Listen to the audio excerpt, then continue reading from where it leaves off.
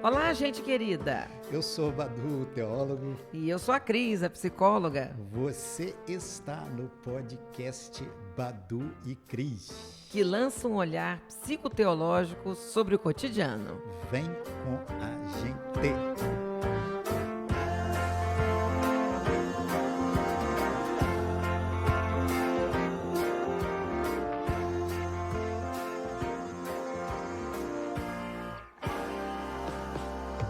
Cris, abrimos este episódio com celebrações. Somos nano-influencers. É bom ser pequeno porque a gente celebra pequenas conquistas, né?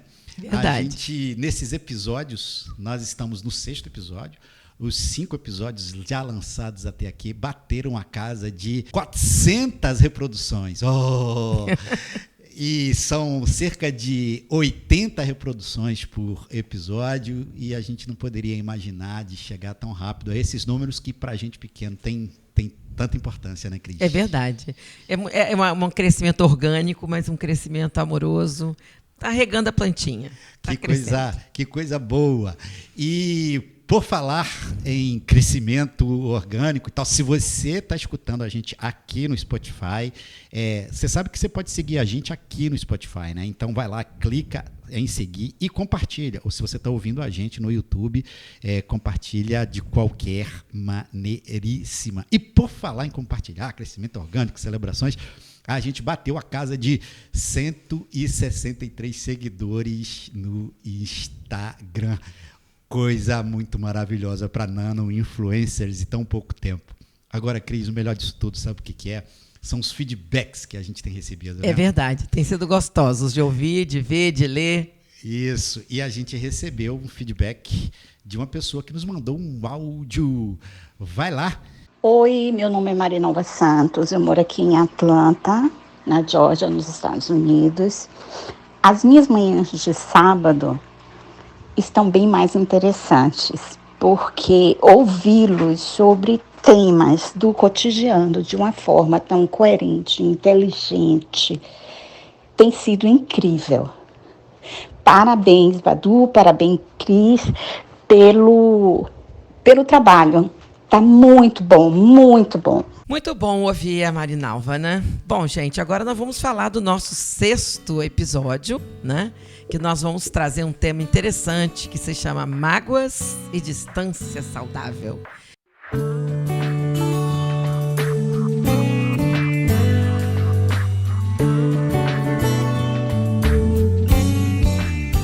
E já que nós estamos falando de feedback, vamos iniciar esse nosso 6º episódio também com um feedback que nós recebemos na nossa conta do Instagram, da Elizabeth Beraldi, que ela diz: se existe uma escada separando o pedido do perdão e a sua concessão, não haverá perdão nem arrependimento. Penso que os interessados devem estar no mesmo nível emocional e afetivo, ou seja, um sobe e outro desce. Muito bem, é exatamente isso que a gente está tentando trazer, né? Esse processo do caminho, né, dos 4 passos da humildade para se tornar perdoável, o ideal é que a pessoa que vai estar esperando esse pedido de perdão também possa caminhar numa escada também, se a gente for usar a mesma ideia, né? Qual seria, né, o processo, a trajetória de alguém que está convivendo com a mágoa? Porque é isso que nós estamos falando, né? O perdão ele só existe porque existe uma situação que causou mágoa na outra pessoa. Não é isso, Badu? Isso, e aí acho que a Elizabeth está sendo mais do que profética. Elizabeth, acho que certamente você ouviu a trilogia toda, né? Os 2 episódios anteriores. Mas muito legal essa coisa de tem escada, peraí, eu me tornei perdoável e pedi perdão, fiz tudo direitinho. E a outra pessoa, ela não vai descer para o meu encontro? Quando a gente é ferido, por óbvio, a gente convive com a mágoa. O que é mágoa? É a ferida que sangra. É a ferida que dói, que está aberta. E a gente está falando de perdão o tempo todo até agora, e a gente meio que não definiu o perdão. E eu nem gosto dessa expressão, viu, Cris? Definir, porque definir é limitar, mas assim, o que é perdão, né? Acho que perdão é a superação da mágoa, o que não significa superação nem dor, nem da memória. É só que a mágoa, enquanto ferida aberta, ela tem o poder de nos fazer com que nós desejemos a retaliação, a vingança, o mal do outro.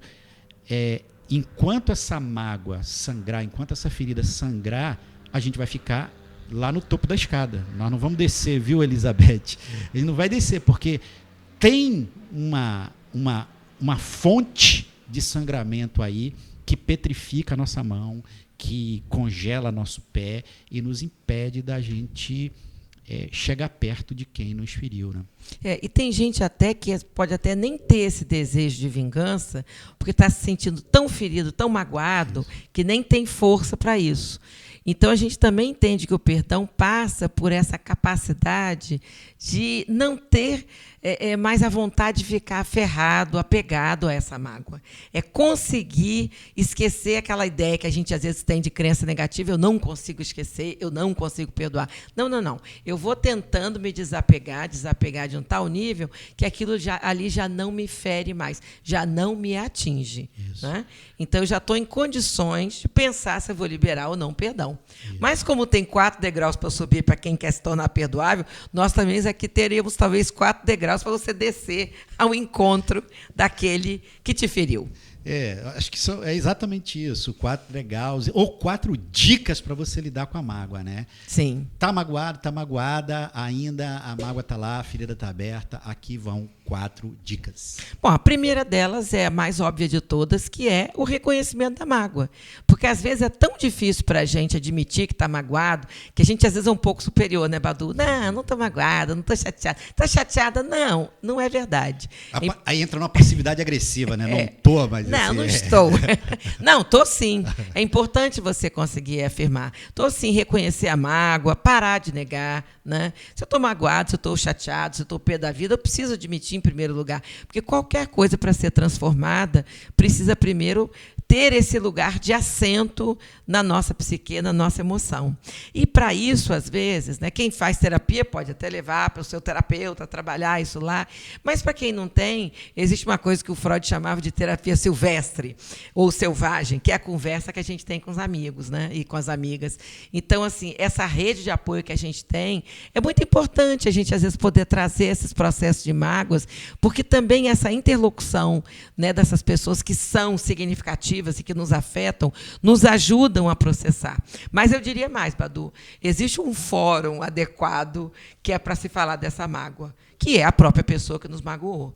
Só que, às vezes, a gente não tem coragem ou não está muito bem estruturado para isso. Então, se você puder, depois de assumir para si, depois de partilhar nesse grupo, poder falar com a própria pessoa, é um encontro desses, né, que a gente busca, mas você tem que estar fortalecido, porque senão você pode ser picado de novo. Sim. E, Cris, assim, sabe aquelas camisas que tem dizeres? Eu acho que eu colocaria aí, dentro dessa dica, eu vestiria uma camisa e botaria para vender, mas acho que pouca gente compraria, que é eu tô puto, né? Essa coisa de dizer, cara, eu estou com raiva. E quem sabe um episódio onde a gente possa dizer, eu tô magoado com Deus. Mas papo para frente. Segunda dica, a primeira é essa aí, né? Reconheça, para de fingir, abraça essa mágoa. Segunda é a seguinte, tá magoado, né? Expressa atenção de maneira não destrutiva a sua mágoa. A mágoa, como aqui já posto, é uma ferida que está aberta, é um veneno que está aí dentro, e se você fica engolindo esse negócio sem nenhuma liberdade ou possibilidade de expor essa raiva e esse veneno que está aí dentro de você, isso vai te adoecer, quiçá te matar, né? Não no sentido necessariamente literal, quem sabe até isso, mas você tem como, dica prática para lidar com esta mágoa, você expressar de maneira não destrutiva essa mágoa. Tá achando que isso aqui está muito teórico ainda? Deixa eu te contar o meu próprio exemplo. Eu ando magoado com uma pessoa já há algum tempo, A mágoa já teve mais forte, a ferida já sangrou mais, hoje sangra menos. Mas você sabe o que eu tenho feito ao longo do tempo para lidar com isso? Eu xingo muito essa pessoa, Cris. Cara, às vezes eu estou ali sozinho no carro, só não vou repetir para vocês aqui quais são as palavras elegantes que eu digo às vezes. Poupe dos seus detalhes sórdidos. Pois é, as palavras elegantes. O que eu nunca fiz, nunca faria, e não aconselho que ninguém faça, é ligar para essa pessoa e simplesmente dizer os maiores impropérios. Aí eu acho que seria perder a finesse, seria perder a elegância e, sobretudo, perder a mão. Mas eu expresso de maneira não destrutiva. E com os meus amigos, com esse grupo que Freud chamou aí dos terapeutas selvagens, eu me dou total livre direito de expressar a raiva, a mágoa e perco a mão, às vezes, com os meus amigos que me repreendem, dizendo, olha, não, acho que você está sendo duro demais, mas essa expressão não destrutiva, né, da mágoa, ela me ajuda a lidar com a própria mágoa. Que bom, cada um tem que achar seu espaço, né? Eu, por exemplo, gosto muito de cantar. Eu ponho música, começo a cantar. Gente, que é uma vocês forma... já notaram a diferença da Cris para mim? Eu xingo a pessoa e a Cris canta músicas belas. Meu Deus do céu. Cada um da sua. Bom, galera, terceira dica. Permita viver a sua raiva e seus sentimentos no seu timing. O que a gente está querendo dizer com isso? A passagem do tempo é uma coisa preciosa, né, Badu? Sim, sim. O tempo ele vai desgastando as relações, infelizmente, mas também vai desgastando as mágoas, né? Vai lavando, vai cicatrizando, né? Vão deixando alguns grumos na nossa alma, mas a gente vai fechando as feridas. Então, o que a gente está querendo dizer com isso? Se permita se desapegar da mágoa. Porque tem gente que senta em cima da mágoa e não quer sair, porque se constitui em cima disso. Tem gente que é muito lamuriento, né? Igual se lamentar e ficar... Não. Permita-se ir se despedindo até um ponto que você não sinta mais nada. Porque quando você sente a mágoa, você sofre. Então, se permitir dar esse tempo de despedida e desapego. E se você conseguir fazer isso, e se o outro subiu aqueles tais 4 degraus, é provável que vocês se encontrem e aí haja uma reconciliação. E o que é bacana, quando a gente se reconcilia depois de uma grande mágoa, é sinal que a relação está sobrevivendo. Ela vai sobreviver com uma cicatriz, tá um vaso que é colado, tá lá a marca, mas mostra que é uma relação mais forte. Né? A Clarice Píncola Ester fala isso, né? Que em termos de tração, de puxar, uma cicatriz é mais forte do que a pele, né? Porque se faz um grumo ali. Né? Então, entenda que também uma reconciliação mostra a fortaleza de uma relação. Né? Show de bola, né? Se a mágoa perdeu a força, não tem por que ficar cultivando. Né? Não, é melhor reconciliar. Se for uma coisa boa para ambos. Sim, né? sim. Lembrando sempre que ninguém é obrigado a perdoar. Né? Show. Quarta dica, lá vai. Atenção, se prepare, porque aqui vai um pouco um soco no estômago. Mas vamos lá, direto. Tiro, porrada e bomba agora. Veja só o seguinte, tem uma coisa, eu diria, uma verdade inconveniente para a gente lidar com as nossas mágoas, que é a gente olhar para a gente e deixar de se perceber tão especial. Isso merece uma explicação. É o seguinte, nós falávamos aqui num dos nossos episódios que eu e Cris já somos quase sessentões, e o que acontece? Eu já sou. As nossas referências, às vezes, precisam ser explicadas, né? Porque quem está ouvindo a gente não sabe. Mas tinha um ator muito antigo chamado Cláudio Cavalcanti. Ele foi um galã de novelas antigas, e um dia ele deu uma entrevista na TV Sem Censura, e eu não me lembro dos detalhes, mas o fato é que foi perguntado a ele o que é que ele faria se ele fosse traído, por exemplo, né, no âmbito conjugal. E ele disse uma coisa que me marcou muito, né? Ele disse que ele chegaria em casa, depois de descoberta essa traição, ele liberaria a pessoa, arrumaria a mala dele e sairia com aquele ar de quem ouve a seguinte frase: tá bom, já foi tarde. O que eu gosto disso é que, ao invés de um sentimento de retaliação, de vingança, de raiva, ele simplesmente entende que foi traído, que foi ferido, e que o outro pode não estar nem aí, e que diz assim: vai tarde. Quando eu ouvi aquilo, pela primeira vez, eu percebi que a nossa mágoa, ela é do tamanho do que a gente se acha especial, como se dissesse assim, não, todo mundo pode ser ferido. Pô, pessoa, comigo? Logo comigo? Não, com a Cris pode, né? Não, a Cris pode ser traída. Claro, mas, poxa, a gente tem um amigo, hipoteticamente, né? O amigo pode falar mal com você, mas comigo? Então, ou de mim, né? Ou de mim, né? Como pode comigo? Esse senso absurdo de autojustiça, de perfeição. Somos todos fãs de nós mesmos, né? Você sabe que a mágoa diminui? É quando você olha e diz assim, sim, eu fui traído. Sim, aquela pessoa me feriu. Sim, mas eu não sou essa cocada toda. Eu posso ser ferido. Eu posso ser traído. É a ideia de eu redimensionar o meu tamanho e entender que eu não sou tão especial assim, a ponto de não ser ferido. Isso talvez ajude a gente a diminuir o quanto a mágoa pode estar aberta, o quanto a ferida pode sangrar. Ou, em outras palavras, todos nós somos magoáveis e perdoáveis. Todos nós somos magoáveis e perdoáveis. E tem uma coisa, né, Cris, muito legal essa expressão da terapia selvagem, eu adorei. Eu acho que às vezes a gente tinha que abrir uma cerveja, um vinho e fazer uma festa da autopiedade, né? Ali onde todo mundo olha e diz, cara, e eu, e a gente olha para o outro e diz, o clube dos magoados, o clube daqueles que magoam, o clube daqueles que são clube dos lamurentos. O clube daqueles que são iguais a todo mundo, né? Então, acho que essa é uma dica que nos ajuda a lidar com essa mágoa. Show de bola! 4 dicas para lidar com a mágoa. Mas vem aí o bloco 2, e aí a gente vai falar sobre distância saudável. Me encontro tão ferida, mas te vejo aí também em carne viva. Será que não tem jeito? Esse amor ainda nem nasceu direito pra morrer. Então, gente, tá ligado, tá ligada, tá ligade?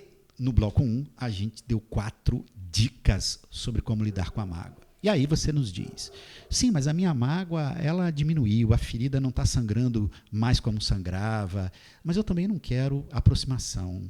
Eu quero me manter à distância, eu não quero ficar perto. É aí que a gente não ouve comumente o conselho que a gente vai te dar aqui agora. Neste caso, pratique a distância saudável. O que é essa distância saudável? Ela tem 2 faces, lá vai. A primeira, a distância saudável é você se colocar num lugar, na relação com quem te feriu, num espaço onde essa pessoa não possa te ferir de novo. E você faz isso porque você está inseguro, né? Você está insegura de que aquela picada que você tomou, para usar uma expressão dos episódios anteriores, essa pessoa vai repetir. Você se sente assim numa posição de medo, é isso mesmo, teu medo que a pessoa repita aquilo, porque ela já fez outras vezes, e aí, se eu fico perto, eu corro o risco de ser picado de novo, e aí é o que eu te digo, se distancia. E por que a gente chama isso de distância saudável? Saudável porque essa não é a distância motivada pelo desejo da reconciliação, o desejo da vingança, porque você não quer o mal do outro, o que você quer é preservar a si mesmo de ser ferido e ferida por quem te magoou e a quem você, de alguma maneira, já não sente mais a ferida aberta. Mas o que você não quer é apenas a antiga aproximação. Perfeito. Eu acho que o Badu está falando, então, de uma das facetas do que a gente está chamando de distância saudável, que é uma faceta que é uma distância saudável insegura. Quer dizer, apesar da pessoa ter reconhecido, ter pedido desculpa, mas você acha assim, ela não elaborou tanto, não se modificou tanto internamente, a ponto de nunca mais te ferir. Então, você está se precavendo. Mas tem uma outra situação, né, Badu? Que é aquela situação que você sente que a pessoa, sim, se arrependeu muito, que a pessoa fez uma meia-culpa legal, pediu desculpa e está se reposicionando. Só que essa situação foi tão difícil para você, foi tão pesada, foi tão desestimulante, que a relação perdeu o brilho. Não tem mais tesão da convivência. Então, não que a pessoa te represente algum perigo de fazer de novo. Não. Ela está até gentil, simpática, amorosa, mas você não tem mais interesse. Então, apesar de ser uma situação segura, você pratica a distância saudável, por quê? Porque não te diz mais nada aquela relação. Aquela relação já cumpriu o seu papel. Já disse a que veio, proporcionou essa situação de mágoa, houve um aprendizado de ambas as partes, se perdoou, mas cada um para o seu lado. E aí eu gostaria de frisar bastante isso. O fato de você perdoar alguém não quer dizer que você tenha que conviver com essa pessoa. Porque, às vezes, Badu, as pessoas têm essa ideia, né? Isso. Eu pedi perdão, você me perdoou, vamos conviver. Não, não, não. Você pediu perdão, te perdoei, mas assim, cada um para o seu lado, né? Cada um para o seu canto, cada um no seu quadrado. Você não é obrigado a conviver. Isso, até porque a mágoa foi superada, mas a dor e a memória não, né? Não, e aí, se você volta, você até pode ter flashbacks, né? Isso. Remembrança daquilo ali. Aí, assim, cada vez que eu encontro, eu posso lembrar, mesmo não tendo a mágoa, né? Igual como um perfume que você cheira, você lembra de uma época, cada vez que eu olho, me lembro daquela situação, não me dá um conforto, né? Então, também, assim, você ficar num lugar de desconforto cada vez que encontra, melhor, então, você evitar, né? Show de buela! E a gente estava pensando o seguinte, cara, distância saudável está aqui, acho que você entendeu, está definido, mas como é que eu pratico isso? Olha, a gente vai te dar um parâmetro geral e você acha aí as ações particulares. A melhor maneira de você praticar na prática, de maneira prática, com 30 camadas de redundância, é você fazer o seguinte: você não cultivar e não se colocar no lugar de intimidade. Não tenha intimidade com a pessoa que você quer. Por quê? Para usar a expressão ali da Cris, a relação perdeu o brilho, ou por insegurança de ser machucado de novo, não abra espaços para intimidade. E veja, de novo, eu quero frisar o fato de que isso pode se dar por uma simples razão. Cris, duas pessoas que eu pratiquei e pratico a distância saudável, uma delas, a gente teve uma situação onde eu evitei, mas não teve jeito, a gente teve que sentar junto na mesma sala e tal, e terminou a gente tendo um embate. E depois daquilo, eu fui para casa, enfim, e 2 dias depois, Cris, eu que nunca identifiquei um estado depressivo, mas, claro, momentos de depressão, sim, mas um estado depressivo, não. Pela primeira vez na minha vida, depois daquele embate, eu vivi 2 dias com uma profunda angústia no coração, um flerte profundo, eu diria, com uma tristeza que consumia a minha alma. E aí, depois desses 2 dias, eu pude elaborar e perceber, eu falei, essa pessoa tem poder sobre mim e o que ela diz é capaz de me desestabilizar. Então, eu me afastei e, inclusive, enfim, num determinado momento, até mandei um áudio para ela, porque ela estava vivendo uma situação de saúde muito perigosa e tal. Mas o ponto é que, às vezes que eu encontrei essa pessoa depois desse evento, e antes disso, eu sempre me mantive num espaço onde não havia qualquer abertura para intimidade.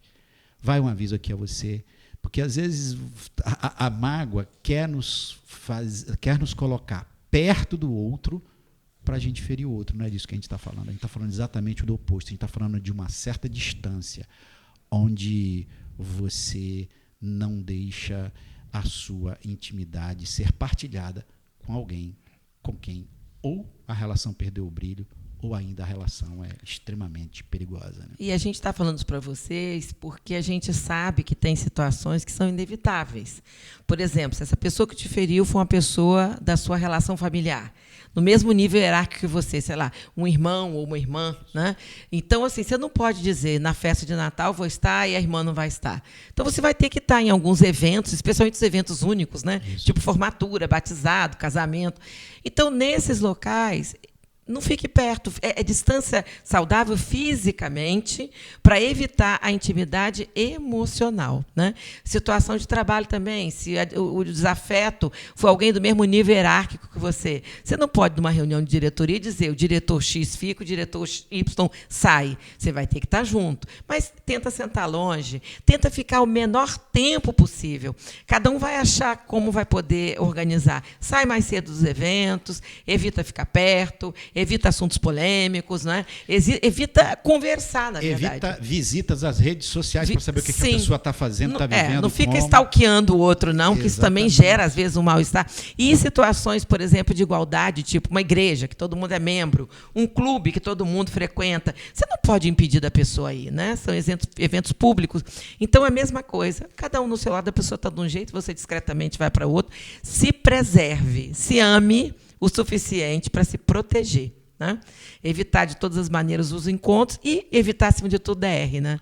DR, não abre uma gaveta que você não quer mais arrumar, né? Deixa ela quieta lá. Até porque DR é algo que a gente faz com quem a gente, de alguma maneira, quer intimidade, quer... Com quem é íntimo, né? Com quem é íntimo, com quem a gente quer a relação. É. Então, galera, com esta reflexão prática sobre mágoa e distância saudável, a gente fecha a nossa trilogia sobre perdão. E o que a gente queria mesmo era ajudar a gente a se libertar dessa pressão cultural, emocional, religiosa que impõe perdão goela abaixo, que faz daquele que não consegue ou não quer justificadamente perdoar alguém digno de repreensão e que fica idealizando de maneira até esmagadora, né, as pessoas que apostam que tem que perdoar sempre, né? A gente quis criar a notória liberdade que todas as pessoas que amam, são autônomas e que têm uma estima saudável dizem: aqui não, comigo não, e eu quero ter o direito de até me manter de maneira saudável à distância. Por isso que numa das frases mais instigantes aí, a gente disse que nem Deus perdoa tudo. Se a gente toca na figura divina e a gente percebe que ele tem essa liberdade, ele ou ela, ou o pronome que se quiser dar a esse mistério divino, a gente também pode ter. E é isso que a gente quis dizer para vocês. A convivência é opcional. Sempre. Né?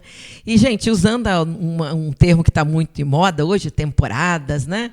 Nós também queremos dizer que a gente vai fechando essa primeira temporada do nosso podcast. A gente vai dar um pequeno break para umas férias agora, né? O mês de julho está chegando. A gente vai dar um tempinho de pausa para recarregar nossas baterias.